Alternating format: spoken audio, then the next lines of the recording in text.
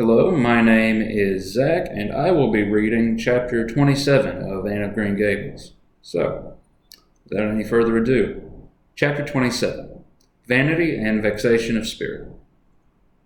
Marilla, walking home one late April evening from an aid meeting, realized that the winter was over and gone with a thrill of delight that spring never fails to bring to the oldest and saddest, as well as to the youngest and merriest.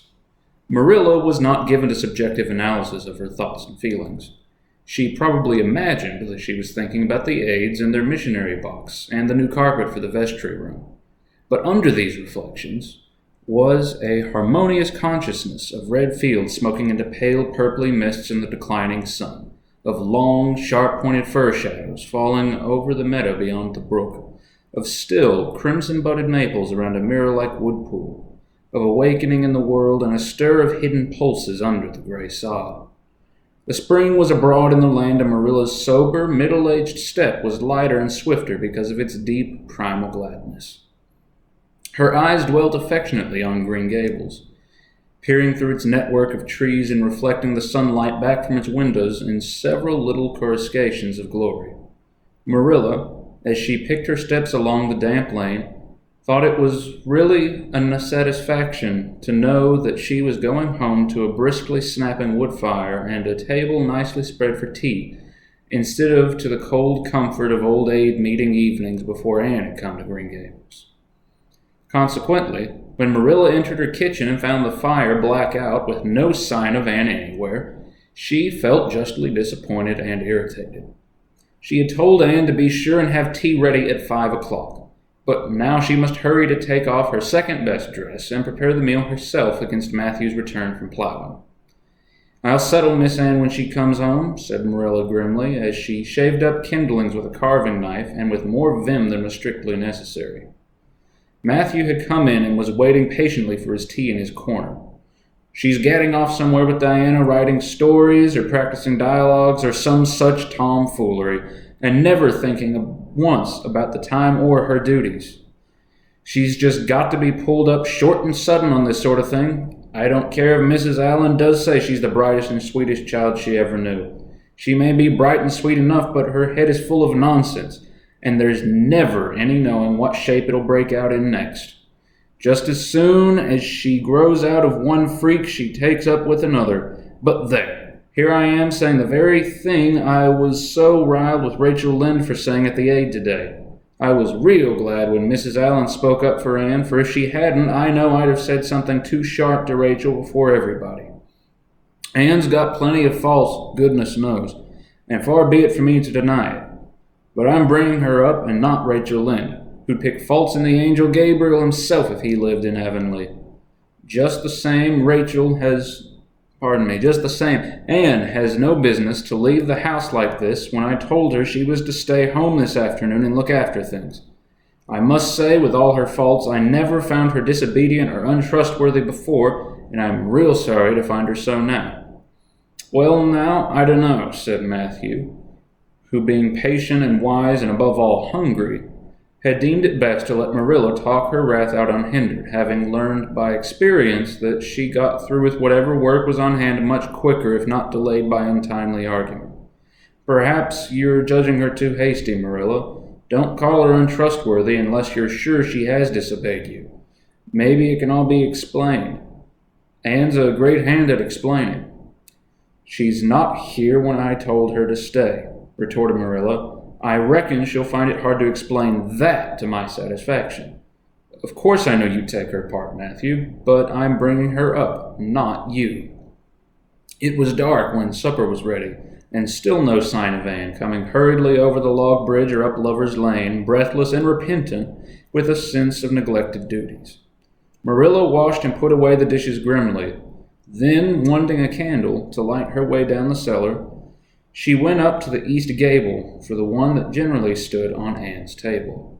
Lighting it, she turned around to see Anne herself lying on the bed, face downward among the pillows.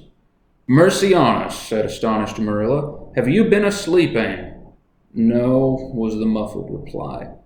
"Are you sick, then?" demanded Marilla anxiously, going over to the bed. Anne cowered deeper into her pillows as if desirous of hiding herself forever from mortal eyes.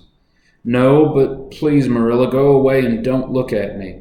I'm in the depths of despair, and I don't care who gets head in class or writes the best composition or sings in the Sunday school choir anymore. Little things like that are of no importance now because I don't suppose I'll ever be able to go anywhere again. My career is closed. Please, Marilla, go away and don't look at me." "Did anyone ever hear the like?" the mystified Marilla wanted to know. "Anne Shirley, whatever is the matter with you? What have you done? Get right up this minute and tell me. This minute, I say. There now, what is it?" Anne had slid to the floor in despairing obedience. "Look at my hair, Marilla," she whispered. Accordingly, Marilla lifted her candle and looked scrutinizingly at Anne's hair, flowing in heavy masses down her pack. It certainly had a very strange appearance.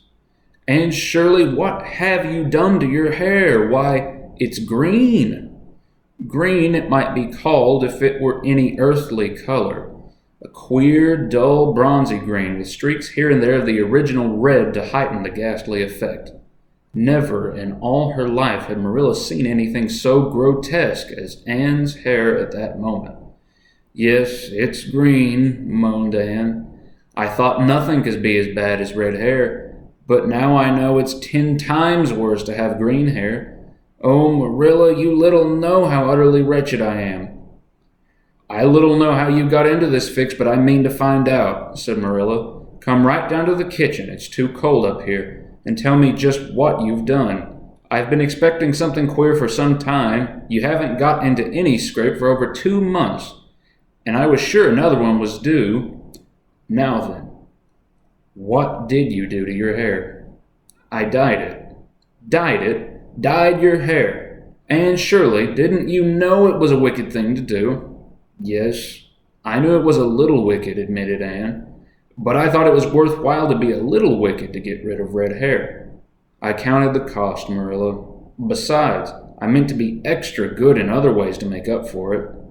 "Well," said Marilla sarcastically, "if I decided it was worthwhile to dye my hair, I'd have dyed it a decent color at least. I wouldn't have dyed it green." "But I didn't mean to dye it green, Marilla," protested Anne dejectedly. "If I was wicked, I meant to be wicked to some purpose.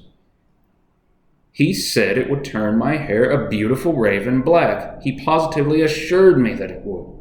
How could I doubt his word, Marilla? I know what it feels like to have your word doubted, and Mrs. Allen says we should never suspect anyone of not telling us the truth unless we have proof that they're not. I have proof now. Green hair is proof enough for anybody. But I hadn't then, and I believed every word he said implicitly." "Who said? Who are you talking about?"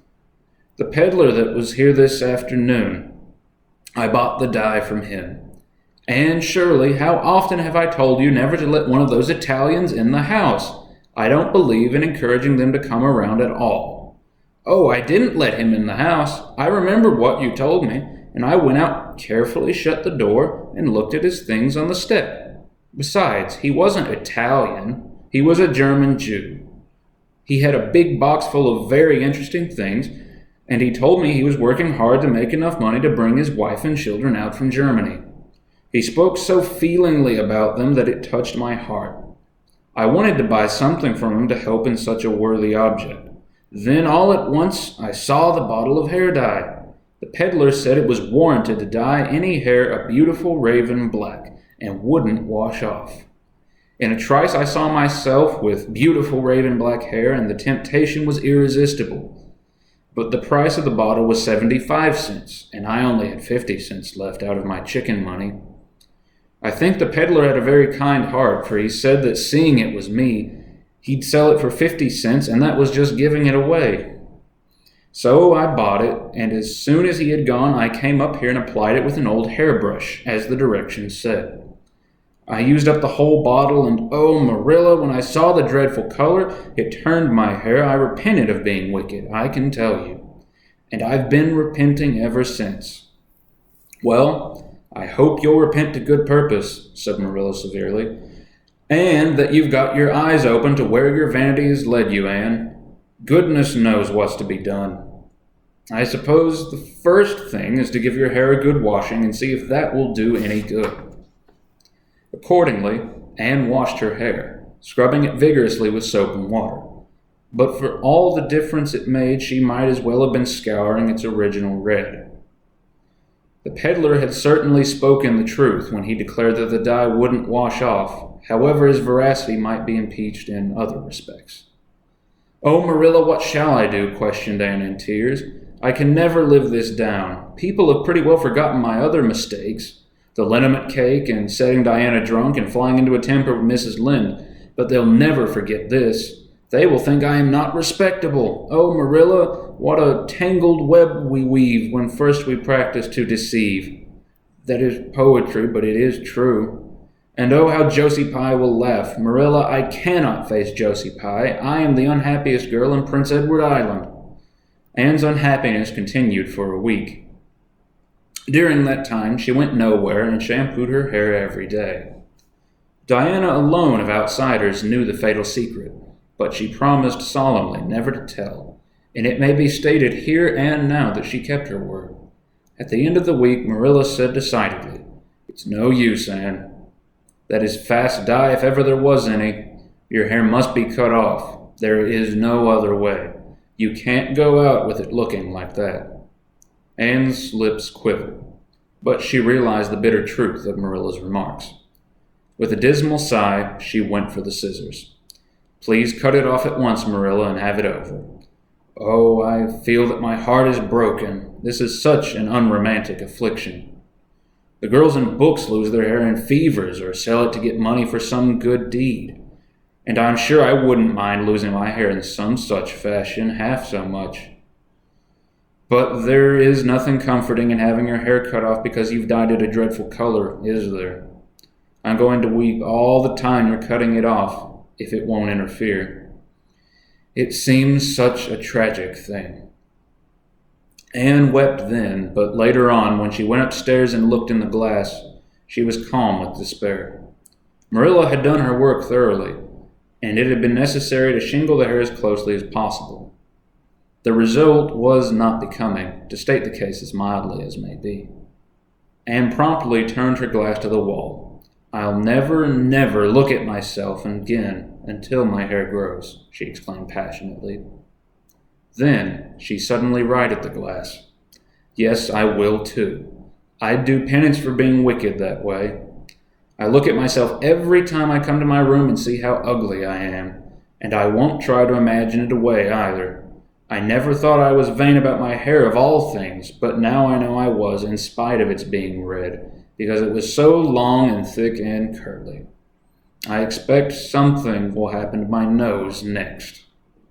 Anne's clipped head made a sensation in school on the following Monday, but to her relief, nobody guessed the real reason for it, not even Josie Pye, who, however, did not fail to inform Anne that she looked like a perfect scarecrow.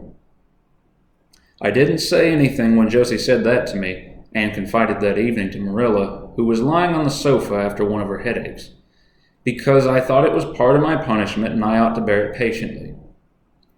It's hard to be told you look like a scarecrow, and I wanted to say something back, but I didn't. I just swept her one scornful look, and then I forgave her. It makes you feel very virtuous when you forgive people, doesn't it? I mean, to devote all my energies to being good after this, and I shall never try to be beautiful again.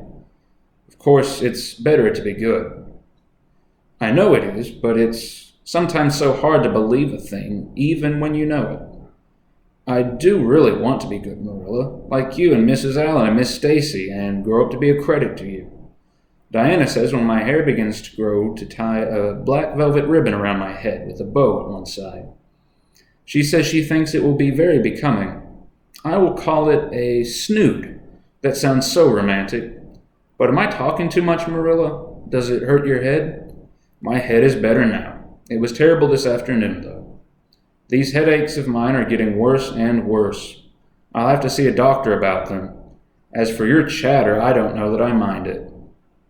I've got so used to it," which was Marilla's way of saying that she liked to hear it. And that was chapter 27.